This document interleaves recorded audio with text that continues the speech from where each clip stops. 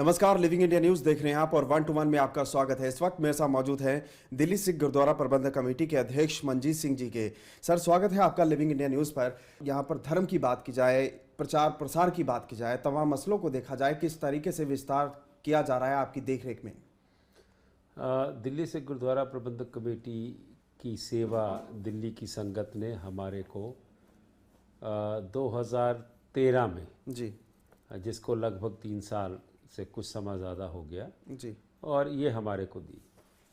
इसके अंदर आने के बाद इसका मुख्य सेवादार चुने जाने के बाद श्रोमणी अकाली दल की बहुत बड़ी जीत हुई थी और जो बादल साहब के वायदे जी दिल्ली की संगत के साथ थे, वो एजुकेशन के लिए हो, वो धर्म प्रचार के लिए हो, वो अकाल तख्त साहब की सुपरमेसी के लिए हो, वो 1984 के केसेस के बारे में हो, 1984 के विडोज़ की पेंशन के बारे में हो, उनके बच्चों की पढ़ाई के बारे में हो, इसके अलावा 1984 के मेमोरियल की बात हो, जी गुरुद्वारा कमेटी की कई जगह ज़मीनें हमारे से पुराने जो प्रबंधक थे उन्होंने खुर्द बुर्द कर दी, उनको बचाने की बात हो, बिल्कुल 6 पे कमीशन टीचरों को देना और जो घाटे में स्कूल, ओवर एम्प्लॉयमेंट में स्कूल हमारे हवाले करके गए, उन स्कूलों को वापस खड़े करने की बात हो।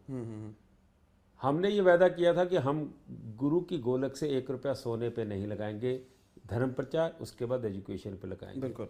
आज हम मिनॉरिटी जो गवर्नमेंट की स्कीम्स हैं 70 करोड़ रुपए अपनी कम्युनिटी को लेके दे रहे हैं, जो गुरुद्वारा कमेटी का बजट नहीं है हमारा। बिल्कुल।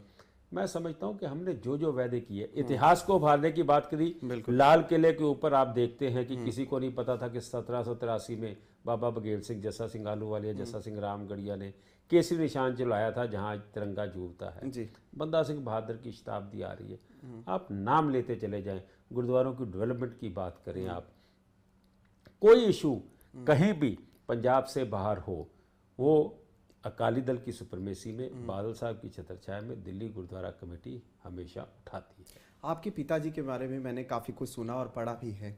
उन्होंने गुरुद्वारों की सेवा काफ़ी ज़्यादा की, ज़मीन ली ताकि गुरुद्वारे बने और जो सिख इतिहास है वो लोगों को मालूम हो। लेकिन अब क्या कारण रहे हैं जो अभी तक ज़मीन नहीं ली गई है किसी भी नए गुरुद्वारे के लिए आपके द्वारा? ऐसा है कि जथेदार संतोख सिंह एक ऐसा नाम है जो हिस्ट्री में भुलाया नहीं जा सकता।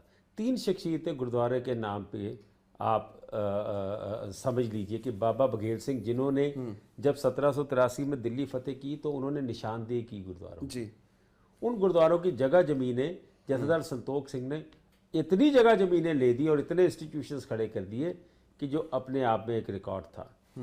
बाबा हरबंस सिंह कार सेवा वाले, जिन्होंने इन गुरुद्वारों की इमारतें खड़ी करी, तो ये इतिहास तो उनके साथ जुड़ता है। आपने हमारी बात करी, मैं समझता हूँ कि 1984 मेमोरियल, जैसे आपको हमने बोला कि ये हमने वादा किया था, बनाने जा रहे हैं कि 3 मेमोरियल इंदिरा गांधी के तो हो सकते हैं, लेकिन सिखों को 2 गज ज़मीन सरकार देने से मुकर गई। जी। बाला साहब हॉस्पिटल जो है उसकी 12 एकड़ ज़मीन मेरे पिताजी की डेथ के बाद मैंने वहाँ पे धरने लगा के, और संगत हमारे साथ जुड़ी, वो ज़मीन हमने ली थी। आज जहाँ पे हॉस्पिटल बनाया जा रहा है, जो जगह ज़मीनें मैंने आपको जैसे बोला कि पुरानी कमेटी ने खुर्द बुर्द करी थी, उसको हमने ख़त्म करने की बात करी, उन झगड़ों को निपटाने की बात की। हॉस्पिटल जो किसी और को बेचा जा चुका था उसको कोर्ट की लड़ाई के बाद हम वापस लेके आए हैं। और इसके अलावा एजुकेशन में अगर मैं जाऊं, हमारे कॉलेजेस को जो सबसे ऐतिहासिक फैसला है कि मिनॉरिटी स्टेटस हमने लेके दिया, आज से पहले मिनॉरिटी स्टेटस नहीं था। 1995 की बात की जाए, आपकी पार्टी बनी, 6 सीटें आपकी आई, काफ़ी अच्छा स्टार्ट मिला आपको, लेकिन ऐसे क्या कारण रहे जो अकाली दल में शामिल होना बेहतर समझा? 1982 के बाद 95 की इलेक्शन मैंने अकाली दल के साथ ही लड़ी थी। 2002 की इलेक्शन भी पार्टी मर्ज हुई 95 में। 1982 में पार्टी मर्ज हुई थी। अच्छा। मेरे फादर की डेथ के बाद मेरी 23-24 साल उम्र थी। जी। बादल साहब, संत हरचंद सिंह लोंगोवाल भिंडरावाले हमारे घर आए थे, तो हमने मर्ज करी थी। 2006 में मैंने पार्टी छोड़ी थी, उसमें कई कारण थे। जी। क्योंकि पार्टी हारी थी बहुत बुरी तरह से। 2002 में दिल्ली में सरना ग्रुप जीता था। 2007 में भी मुझे हार नजर आ रही थी, क्योंकि हमारे को कई फैसले ठीक करने थे।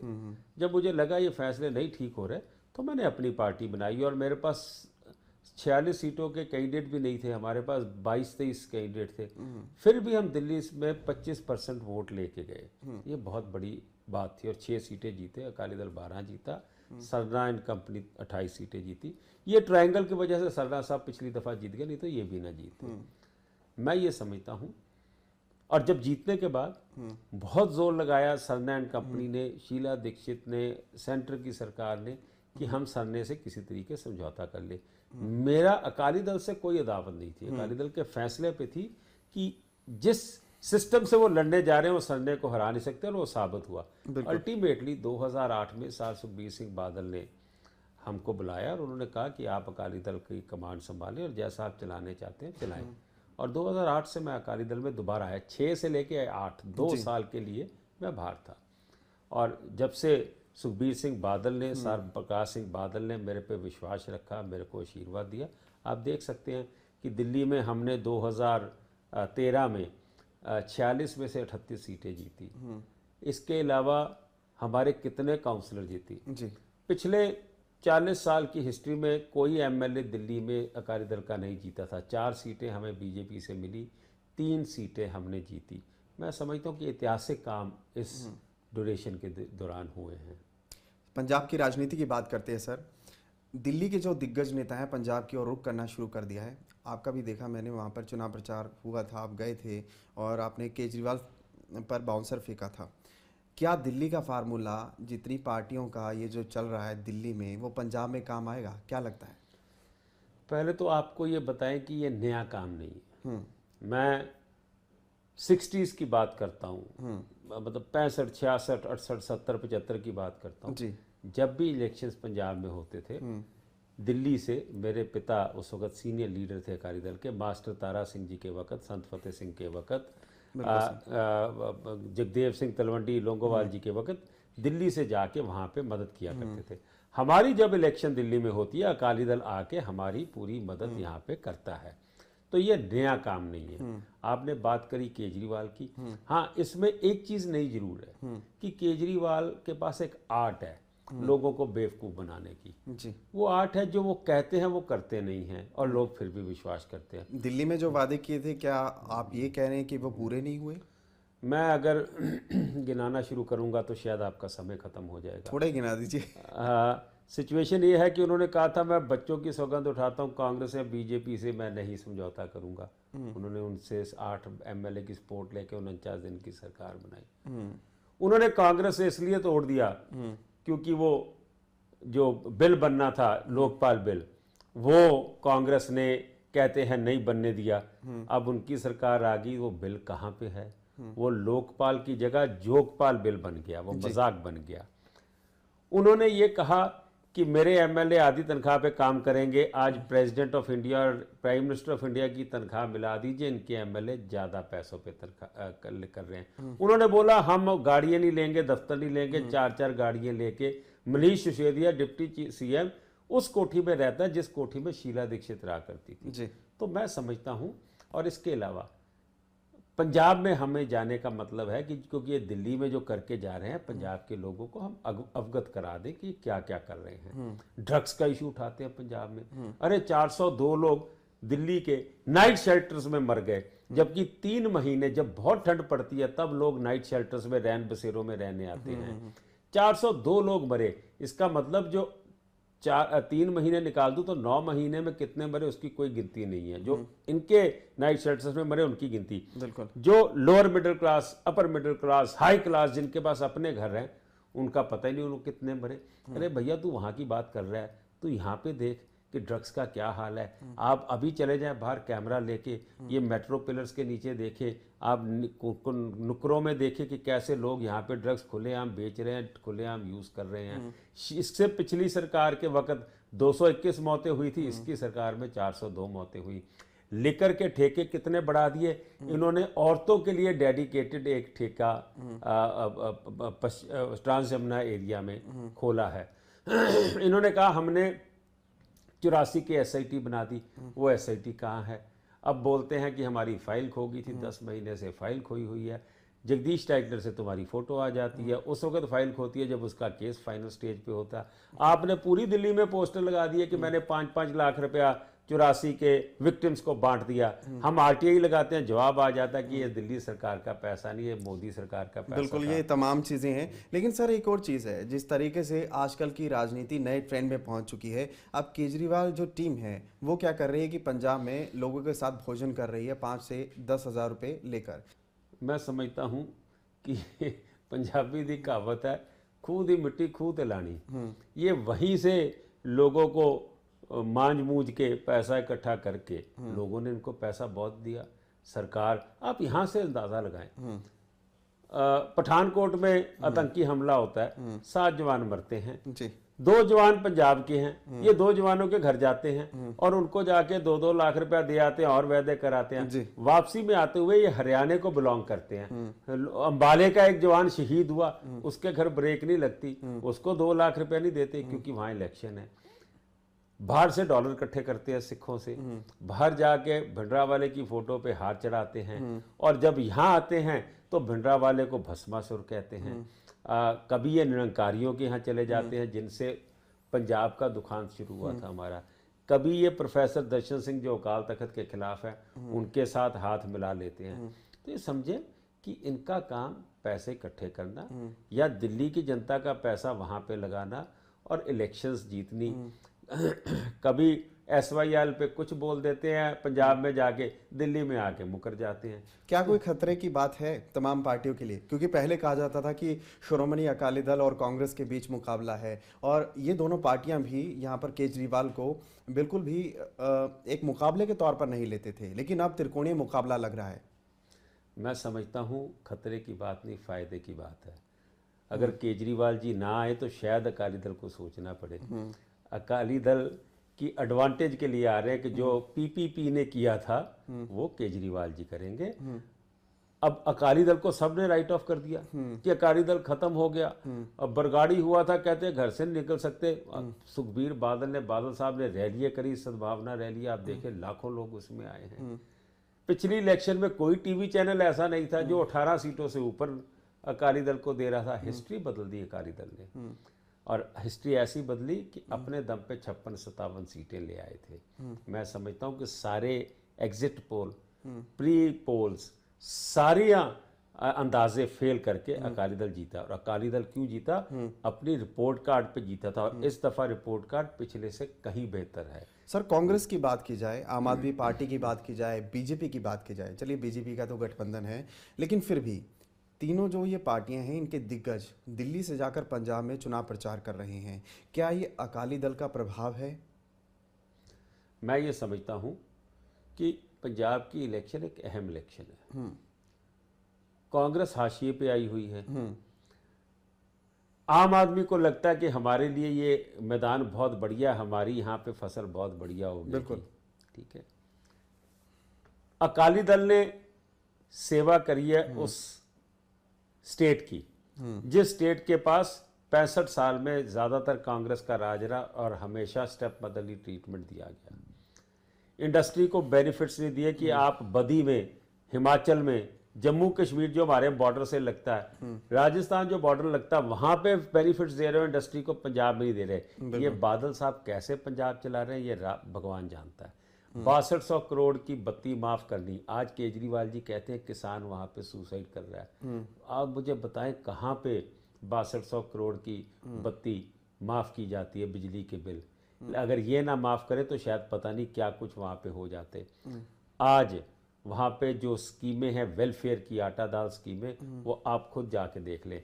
मेरे रूट्स पंजाब में है, मैं जलंधर डिस्ट्रिक्ट को बिलोंग करता हूँ। 24-24 घंटे बत्ती नहीं आती थी। आज पंजाब के पास बिजली सरप्लस है। ये पिछले 9 साल के परफॉर्मेंस है जी। आज वर्ल्ड बैंक कहता है कि सबसे बड़ी डेस्टिनेशन अगर कोई अच्छी हिंदुस्तान में है, पंजाब है इन्वेस्ट करने के लिए। रिजर्व बैंक ऑफ इंडिया ने आज गुजरात और महाराष्ट्र से पंजाब को कई महीनों में ऊपर उसको गिना है। बिल्कुल। सो मैं ये समझता हूँ कि रोड नेटवर्क देख लीजिए, एयरपोर्ट्स देख लीजिए कितने आए हैं। ये सारा इंफ्रास्ट्रक्चर जो है ये कॉम्प्लीमेंट करता है स्टेट की ग्रोथ को। मैं समझता हूँ कि आने वाले समय में जो लोग वोट डालने से पहले, जैसे पिछली दफ़ा सारे चैनल्स ने 18 सीटें दी थी और 57 लेके आए थे, इस दफ़ा भी वोट डालने से पहले पंजाब के लोग सोचेंगे और सही फैसला लेंगे। बिल्कुल सर, शहीद भगत सिंह पर भी राजनीति हो रही है और 1984 के मसलों में क्या कुछ रहा है, ये तमाम चीज़ें जानेंगे। एक ब्रेक के लिए रुकना चाहूँगा, एक ब्रेक के लिए रुकेगा। इन तमाम मसलों पर चर्चा जारी है, फ़ौरन हाजिर होंगे।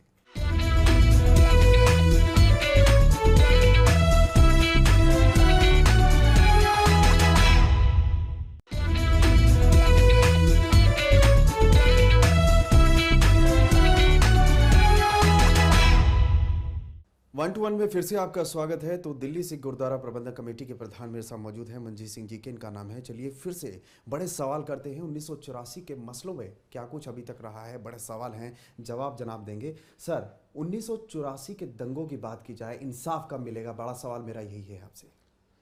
देखिए, जिसके 15,000 FIR दर्ज होनी चाहिए थी कम से कम, जब दंगे हुए 4-5 दिन में 587 FIR दर्ज होती 11 कमीशन बैठने के बाद। जी, कितने सालों के बाद? बिल्कुल।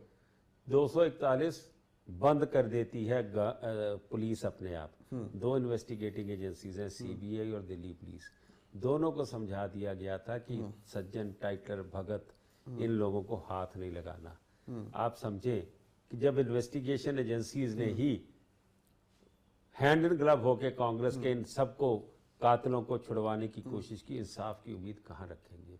लेकिन मैं समझता हूं कि जो अभी 4-5 या 2-3 केस कोर्ट में हैं, अगर भगवान ने चाहा तो इनको सजा होने के चांस हैं। लेकिन ये जो 31-32 साल निकले हैं, इसके अंदर पूरा तरह से केसों को खत्म करने की, गवाहों को खरीदने की, गवाहों को डराने धमकाने की सारी साजिशें कांग्रेस द्वारा करी गई। लेकिन अकाली दल इस लड़ाई को लड़ रहा है और हमें उम्मीद है कुछ ना कुछ जरूर होगा। लेकिन कोई बहुत बड़ी उम्मीद रखना बेमाने होगा। इतने सालों के बाद इन लोगों को इंसाफ मिलना बहुत मुश्किल लगता है। लेकिन हमें उम्मीद है कि भगवान के घर में देर हो सकती है, अंधेर नहीं, ये जरूर आएंगे और अकाली दल ये लड़ाई लड़ रहा है। सर, फिर गुमराह कौन कर रहा है और सिख मर्यादा का उल्लंघन भी हो रहा है? आपका बयान आया था ये। देखिए, सिख मर्यादाओं का उल्लंघन वो लोग कर रहे हैं जो साजिश के अधीन सिख कौम को गिराना चाहते हैं। बिल्कुल। अकाल तख्त एक ऐसी ताकत है जिसके खिलाफ पाकिस्तान की ISI हो या यहाँ पे भी हमारे लोग हैं और हमारे में से कई आस्तीन के सांप हैं जो अकाल तख्त को डिमोलिश करना चाहते हैं। अकाल तख्त 6वें गुरु ने हमारे को बख्शा है।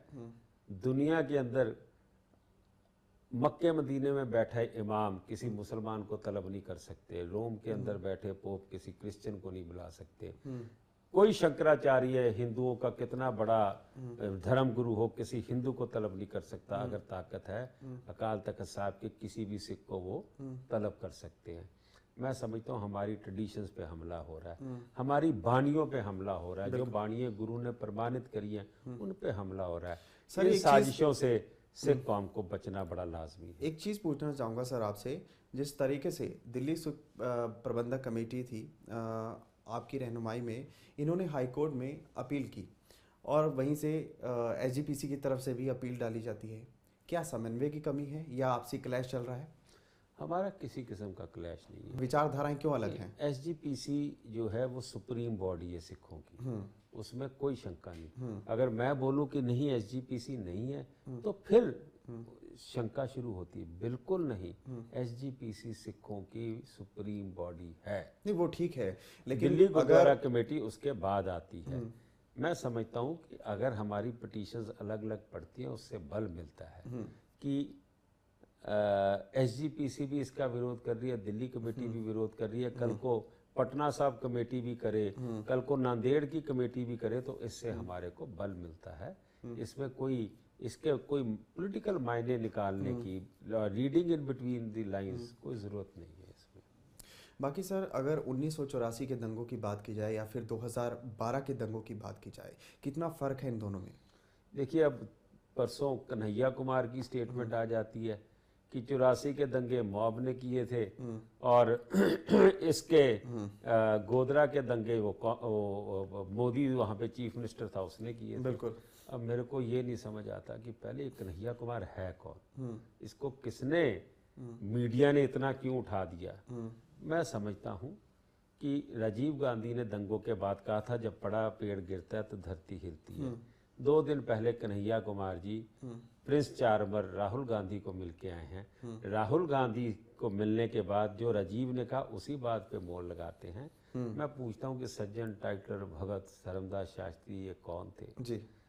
लिस्टें दी हुई थी, मैं दंगों में खुद उसका भुक्तभोगी हूँ। लिस्टें दी हुई थी, वोटर लिस्टें कि सिख का घर कौन सा है, कितने लोग यहाँ पे रहते हैं, और सिस्टमेटिकली हमले किए गए।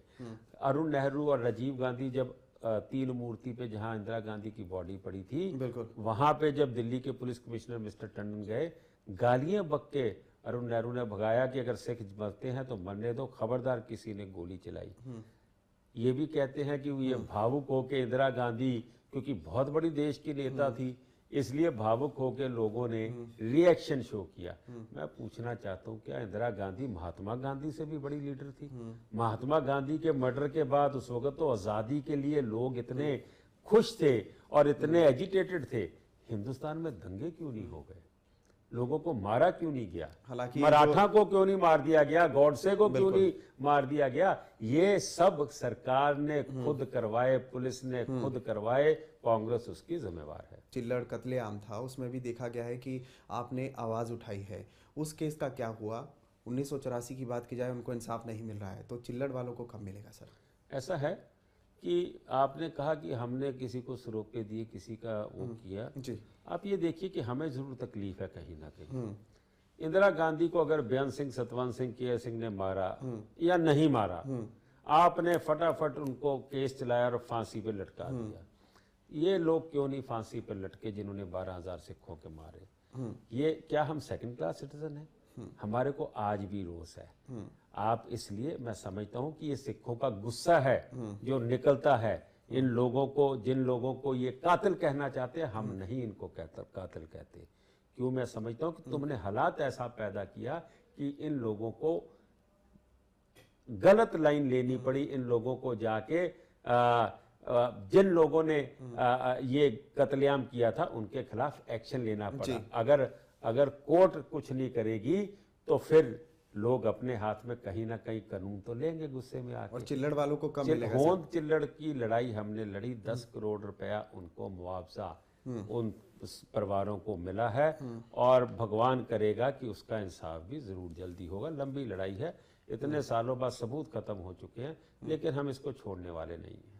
सर चलिए चर्चा आगे बढ़ाते हैं। भगत सिंह के नाम पर भी राजनीति काफ़ी हो रही है, एक टोपी विषय क्या है? समझ में नहीं आता, राजनीति करने की क्या ज़रूरत है अगर एक व्यक्ति की प्रतिमा ही तो लगी है। मैं ये समझता हूँ कि भगत सिंह देश के लिए शहीद हुए, बिल्कुल। उनको धर्मों में बांधना आपकी बात ठीक है कि नहीं है, वो एक मिशन के साथ आए थे जी, लेकिन वो थे तो सिख। बिल्कुल।